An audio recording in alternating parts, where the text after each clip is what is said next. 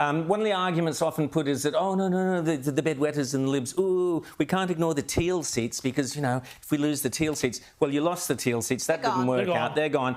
But here's the thing. There is a pathway back to win back some of those Teal seats, and that is the overt support for pro-Palestinian, anti-Israel politics that we've seen from the Teals. Now, I would ask those members of large Jewish communities in all those Teal seats, are you now really pleased that you made that decision? We've seen the principal of a Melbourne Jewish school has written a blistering letter to independent Kooyong MP Monique Ryan, accusing her of unacceptable bias in selectively expressing outrage at the death of children in Gaza rather than the deaths of the 400 Israelis at the hands of Hamas in that grotesque pogrom we saw.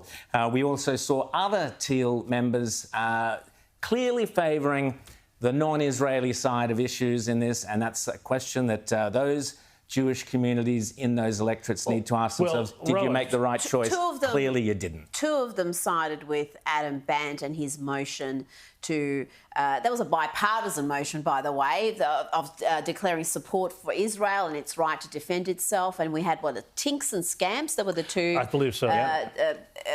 Dissidents, what they wanted to do is they wanted to change the second paragraph of the resolution and to condemn Israel as well. And you know, that didn't play well. But also, just one more point on those seats, there's going to be a redistribution of seats, in New South Wales this year.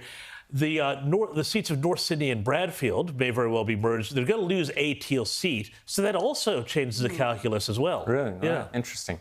Now, in the lead-up to last month's unsuccessful Voice to Parliament referendum, Qantas spent, wait for it, $370,000 on its support for the Yes campaign. The funds went to campaign insignia on 3 aircraft as well as flights for officials. Have they taken the Yes thing off the airplanes? You two fly a lot. Are they there? Did they scrub them off? Did they leave them there? Well, it wasn't on all their planes. It was only, but they are persisting with their endless, unnecessary, often incoherent acknowledgement of country announcements every time you take off from your own city and land in your own country, and then you get welcomed to your own country with some acknowledgement that a flight attendant is obliged to read, and they are obliged. It's not an option that the staff have. It's part of their checklist and they have to do it. So don't blame them. This is something that Qantas is Well, I think there should be an option on the Qantas ticket. You can opt for carbon credits. There should be, do I want to hear the welcome to country or not? No, thank you. Big NO. And you get, and then Qantas can go, you know what,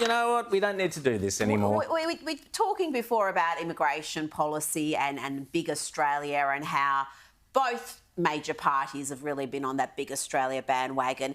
Why don't we, at every election, have a referendum question? Not a referendum, because it's not a constitutional issue, but a question that is a policy question that everyone can give a yes or no answer to. Love it. And that is something you can do with it, because I think if you did that with immigration numbers, you would see something like 8%. That's exactly why you will never, ever see that question asked on the ballot, because both the coalition and Labor are completely in the tank for big business, big developers, and they need and want that bigger population. They have no concern about what that actually means to people on the ground. Living standards are not a concern to them, because at the end of the day, that's what we're talking about. I know a lot of people are concerned about the demographic makeup of the country, whether people are properly assimilating, and we're going to talk about that later. But just the question of living standards, when you're putting this stress on the infrastructure. The infrastructure is not keeping up, exactly. The roads aren't keeping up. The hospitals aren't keeping up. The schools aren't keeping up. And, I'll tell you what, if you look at our GDP from a per capita basis, so cut up the pie, it has been down for the last 2 quarters. That means that on a per person basis, we are in recession.